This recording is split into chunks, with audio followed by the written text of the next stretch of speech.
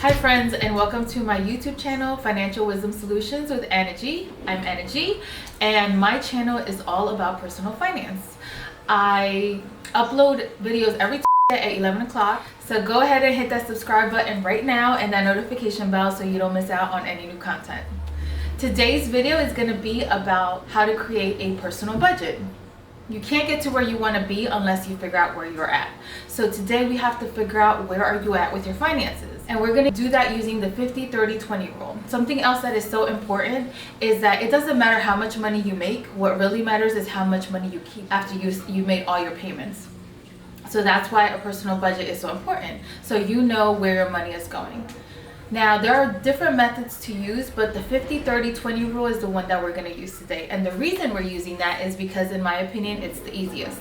50 stands for 50% of your necessities, things like your mortgage, your rent, your car insurance, home insurance, electricity. 30% should be going towards your wants, which is things like getting your nails done, getting your hair done, Hulu, Netflix, those type of things. And 20% should be going towards your savings. Now, I know that 20% can seem like a lot, especially if you save very little or nothing at all. But please remember that this is just a strategy and something that you should be striving for.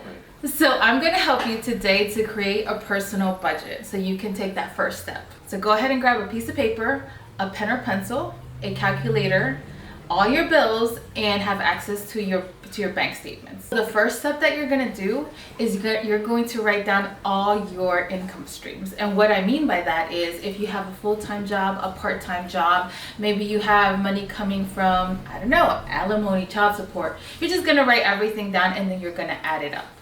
Now, once you have the total of that, and for our example, our household has a $5,000 income stream. So now we have to figure out what 50%, 30%, and 20% of that is. And here you can see that 50% of 5,000 is 2,500, 30% is 1,500, and 20% is 1,000. So that is how much this household should be spending in each category.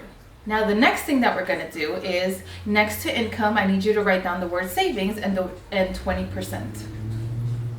Underneath that, 2 columns. And you're going to make the first column necessities and the second column wants. And you can put 50% next to necessities and 30% next to wants. This is going to be the part that takes the most amount of time. But in order for you to be accurate and realistic of where you're spending your money, please take time out to do this. And now this is where you're going to take all your bills. And I personally, even though it's probably going to take you a little bit longer, actually quite significantly longer if you spend a lot, but this is where I go to my online banking or my credit card because that's where I pay everything out of, and then I pay it off at the end of the month. And then I go line by line to figure out how much do I spend on groceries on a monthly basis, how much do I spend on gas, because I want to have an accurate number when I do this. And now that you have them all listed out, you're going to add them all up. And now you get to compare how much you actually spend to the 50-30-20 rule, which you have already determined how much you should be spending. In our example, you can see that our family is spending $3,345, which they should only be spending $2,500 if they're going off of the 50-30-20 rule, and $1,345 of their wants. They're actually under. So there are some things that they're doing right according to the 50-30-20 rule, and some things that they're not doing right. This family should be saving $1,000 every single month according to our rule. But because they're spending so much money in necessities, so much over the amount that they should be, that they don't have that much money to save. So they're only saving $165 a month.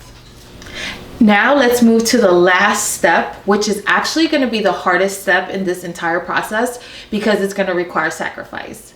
The last step is identify where you need to make changes and then actually make those changes. If I was doing this family's finance, I can see that this family is spending over 66% of their income on necessities when they should be spending 50%.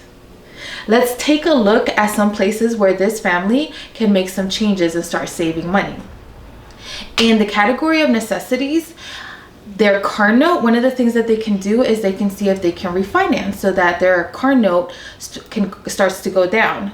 The other thing is their car insurance. They can call their car insurance company and see if they can get a lower rate, or if they have a car insurance company that's different from their home insurance, they can combine the two, because most companies give you a lower rate if you have different services with them. When it comes to shopping for groceries and their daily necessities, this family needs to find a store that offers better deals.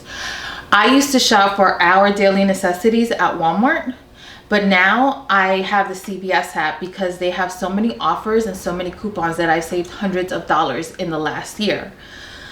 Another change that we've made in the last year is we no longer have cable, because we were paying so much money for that. And this family is no exception. They're paying a ridiculous amount of money between their cell phone, their internet, and their cable. There's so many streaming services that most of us have that, and in this day and age, you don't need cable. So the bottom line is, just because something is a necessity doesn't mean you shouldn't be shopping around for a company or a business that offers you better deals. When I look at their wants, some of the things that stand out the most to me is how much this family is spending on gym memberships, Zumba, and kickboxing. $225.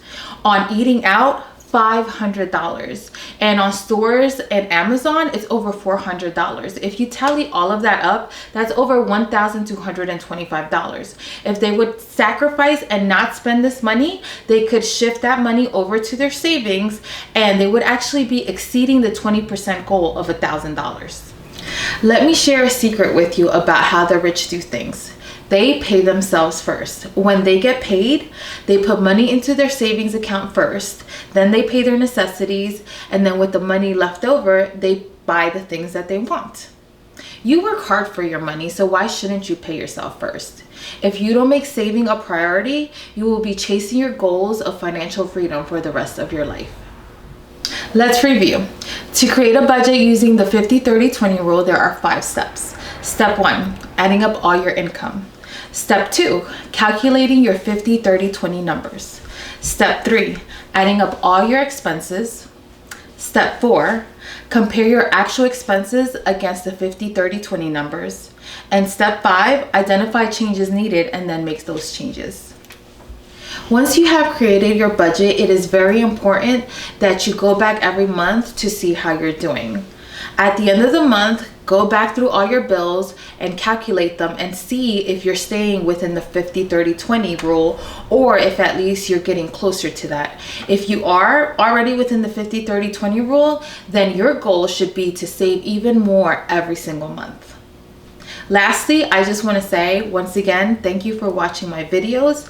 Please do me a favor and subscribe if you like the content that I'm providing, and leave me a comment down below. And of course, don't forget to hit that like button. I post every Thursdays at 11, and I am excited that you are on this journey with me.